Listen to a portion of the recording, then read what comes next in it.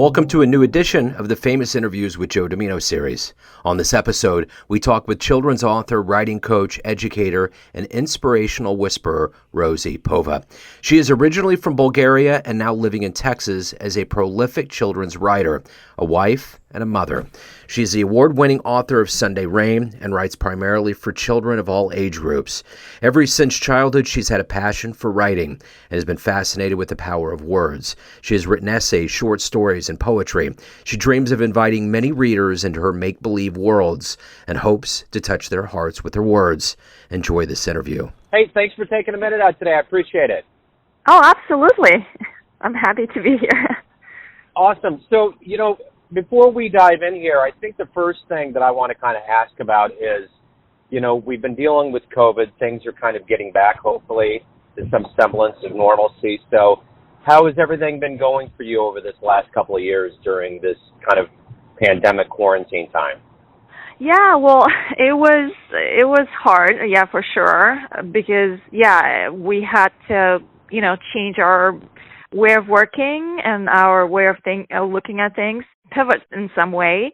So for me, I had contracts with author school visits that were in person, being canceled. We couldn't do any live events, especially for authors. You know how we want to meet with our readers and promote our books and meet with fans, but that was not possible. So I started going and doing more things online. So that was helpful. Been scared previously, really reluctant to try the Zoom and, all the live Facebook Lives and all the online events, but I had to. And so that's how I did. I did bookstore readings online, and then I started teaching courses, which was great. I was asked to become an instructor, and so I was creating courses and teaching other writers, and that's been amazing because had it not been for that, I would have probably put it off for the longest time. But that just gave me the opportunity to actually do it, create the courses and teachings and offer them to people. And I've been doing that. So I'm really thankful for that part and for being more comfortable with Zoom now and for having more options now that we're slowly getting back to the in-person events and school visits and bookstore visits and all of these things. So now we have more options, which is great. Yeah, well, and I guess that's the part of this, too, is that there's been silver linings that have been unexpected. It just kind of seems like it probably broadened your horizons, gave you extra tech abilities and ways of more opportunities, I guess, so to speak. Exactly. That's what it did. And I choose to look at the silver lining, because at the time, we had no choice but to do what we needed to do. That doesn't mean that we have to, stay restricted and not find new ways to get our work out there, to express ourselves and to reach other people. So and that's what we did, I think. With that in mind, that being kind of the topic with dealing with the pandemic and what we've gone through, how has that affected the way that you write and the way that you approach what you do? Has it affected you at all in that way? I had more time to write, actually, and revise and, think what I wanted to do next. So that was sort of like, hey, let's pause and see what needs to be done. Otherwise, we get distracted with the everyday things and life and running places. But when you couldn't be places and you're at home with the kids and started more cooking, more just doing things together, sort of being like relaxing, slowing down, and then also allowing your creativity to kick in, just to give it some room and see what you wanted to write. So that's also been useful for me to find the next story or the next idea, or to sit down and work on my creativity. It was helpful. Yeah. I think it was good for all of us. I think there's things that I think we are in control of, and I think about those kinds of things from writing, for writing children's books. I mean, there's things that you can control and there's things you can't. And this pandemic, we couldn't, but you could control the way that you interacted with it, you know. And I think the world having the chance to take a breath in and to calm down because we run so fast has probably been a good thing for a lot of people.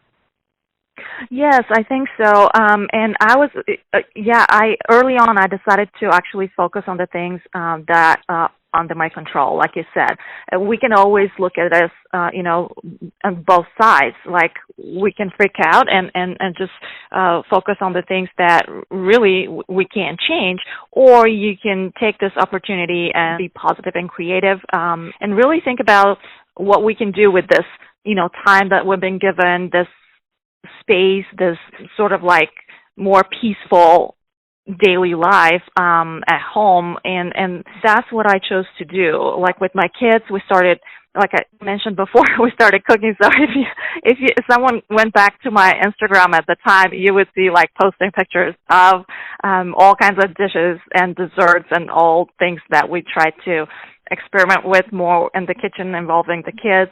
We did a lot of those that otherwise I wouldn't have gotten the chance to do that with, especially with my daughter who's very into cooking and baking and all the things. I was grateful for the time with my kids and doing things together. And then again, my writing. So yeah, I chose to focus on these and just to stay sane and calm and and productive throughout this whole time. But your love of writing began very early on.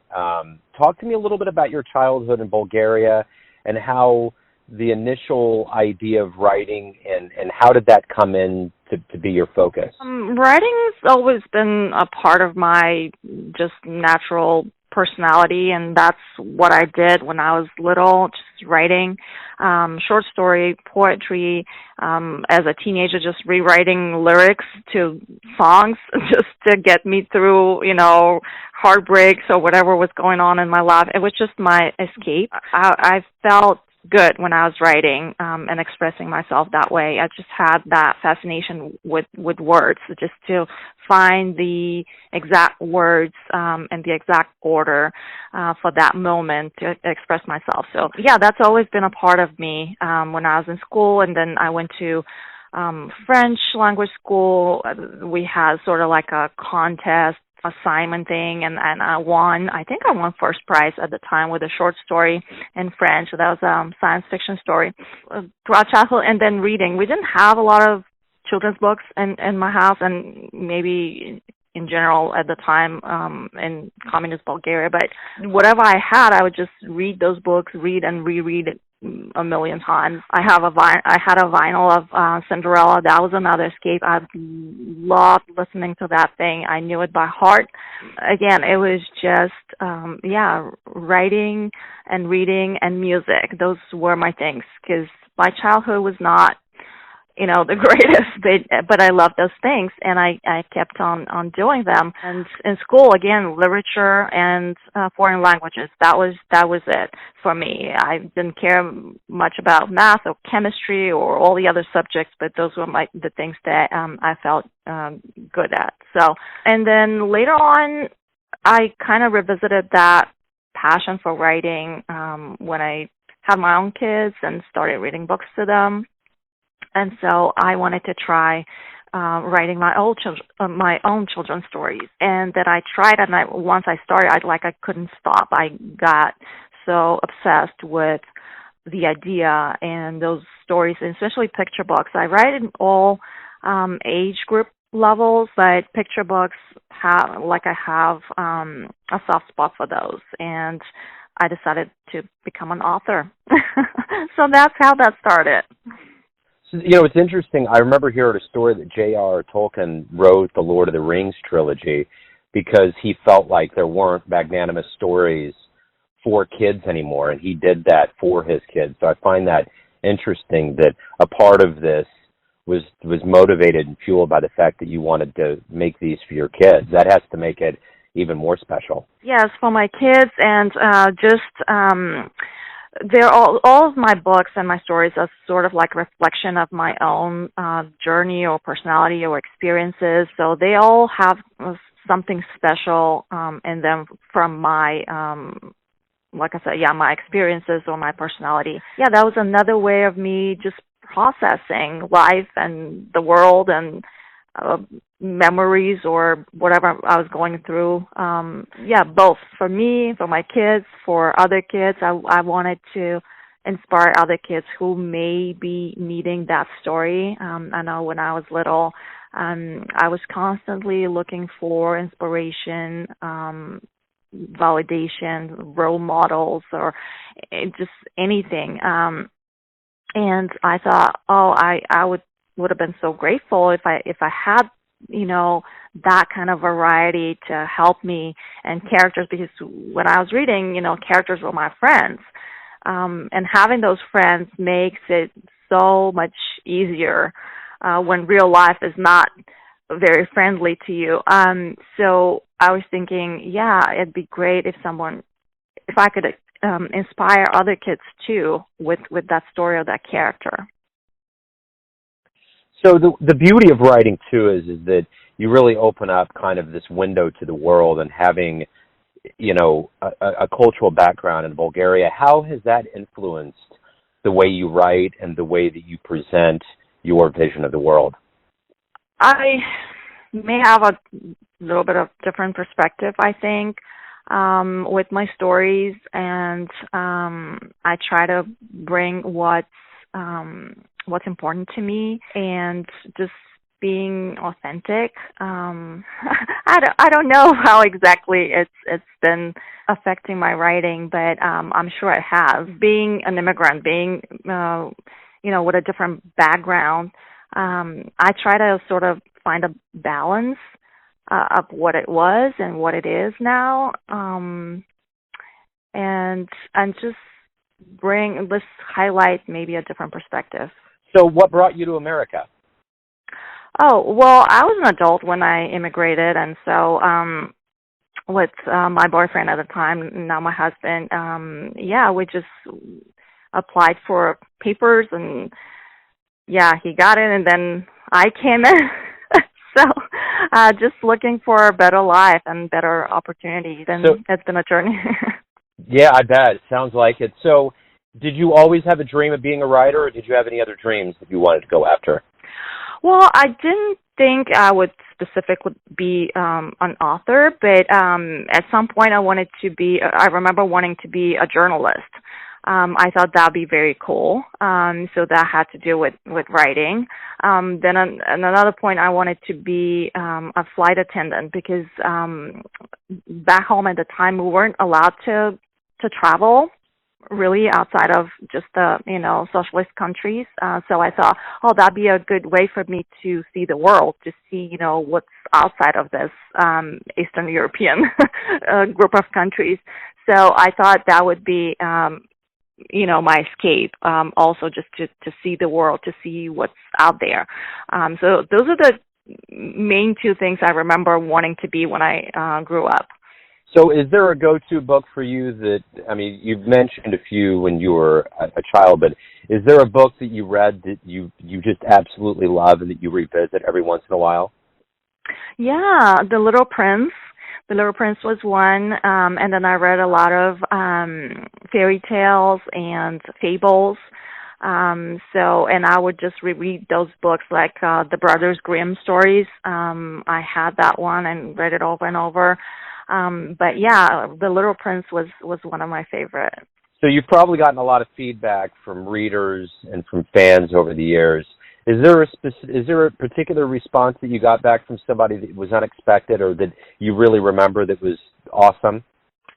Oh, yes, I have a ton of those, and they're so rewarding. Every time, it never gets old when I hear from readers, and I have some parents saying, for example, my kids, really enjoyed this book, and my 8-year-old especially wanted to read it again and again. That's just, it's so amazing to hear. Or, my son loved this book so much, he has to be read again right away. Or my 3-year-old son loved this book, he has to be read to him every evening. Just on and on. When I hear those things from readers, and knowing that a kid maybe on the other side of the world is reading this book, and maybe hugging this book at night, and being friends with that character, and this is their favorite book, is just amazing, an amazing feeling. So we are all inspired by the people around us that we would consider, role models or heroes. Who would be a hero for you? Well, right now, I follow Jack Canfield. I admire his work, and he's a great inspiration to me. I would say Oprah too. Who doesn't like Oprah and what she's done with her life? Throughout my journey, so many people and writers who were ahead of me, and I've looked up to them and learned from them. Because like people say, it takes a village, and it really does. You need all the support, all the inspiration, all the resources just to help you along the way, because we don't have to figure things out alone. And when we try, it's so frustrating, it's tiring, it's not fun at all. So it's always good to surround yourself with people who inspire you, who encourage you to follow your own dreams. And that's what I try to be to other people too. Whatever I learn, whatever I accomplish, I want to give back, like inspire someone else who is maybe, a little behind on that, but in the same path, just to inspire them however I can. Absolutely. So of everybody that's alive on the planet right now, if you could meet somebody, one person, who would you love to meet and talk to? Oh my, that is a hard question. I tend to overanalyze things like that. If I only get one chance and this is the one person. So you're catching me here by surprise. We could add a few to it. We could have like a short list of people that you would like to meet. Well, I'm going to throw in Oprah again. I'm going to talk to her. Sure. I want to talk to J.K. Rowling. Those are two really good ones. And what I'm curious about, with what you've experienced throughout your life and everything that you've been through, let's say you have a dream tonight. You run into the younger version of yourself, say when you were in your 20s, and you could give your younger version one piece of advice based on what you've learned, the wisdom that you've gained over the years. What would you tell your younger version? Yeah, stop trying to be a perfectionist and stop over-analyzing and getting ready to do what you wanted to do. Be bolder and be more confident, because even if things don't work out, that's a great way to learn too and to grow. But not doing anything at all is like the worst. I'd rather do something and see that it didn't work out, or I made this mistake, but then I can course correct, rather than just being paralyzed and afraid of failure or what other people think. It's just too many blocks and not helpful, putting things on hold.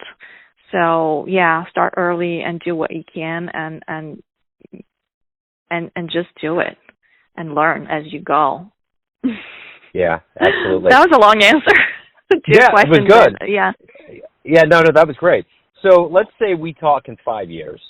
First thing I'm going to ask you is, what are you happy that's happened lately? What are you looking forward to as time marches forward? Oh my goodness, 5 years. Okay. I'd be happy to be on the New York Times bestseller list. Nice. I'd be happy to have at least 10 more books that I've published that I'm proud of, and sharing with kids in the world, and doing a ton more school visits, and having a bunch more clients in my courses with writing, and just helping more writers on their journey. I have so many ideas, and I want to do so many things for other writers too, including like writing retreats and conferences, and all the things that I wish I had before when I first started. So I would love to have grown that part of my business too in 5 years. So everyone around you has a perception or an idea of who they think you are, your family, your friends, your fans. but ultimately you're the one that lives and leads your life. Who do you think you are? I think I'm a creative person, an introvert, just loving to be helpful and inspiring, and I'm ambitious. I have dreams and goals, and I don't want to settle for less than what I really wish to accomplish. I'm just growth-oriented. I'm always wanting to learn more things and to become better and better. Excellent. So, Rosie, you got a lot going on along with Sunday Rain. You have other books, online courses. There's all kinds of things you're talking about being in schools and things happening, especially as the world opens up. So let everybody know where they can pick up your books, any information on courses or upcoming events. Yes, so the best way is my website, rosiejpova.com, and they can find information about my books, which are, by the way, available everywhere books are sold, and they can find information about my courses and new things that I have coming out, and also my school visits. Just everything's on my website, including my social media and where they can follow me and connect. Rosie, it was great to get to know you. Thank you for opening up. I really appreciate it. Oh, you're so welcome. It was fun talking with you. Thanks for having me. Thanks for listening and tuning in to another famous interview with Joe Dimino, where we cover the world of art, literature, and music around the globe. Most of the music on these episodes comes from Kevin MacLeod of Incompetech.com. If you want to hear more interviews, go to Famous Interviews with Joe Dimino in the iTunes Store.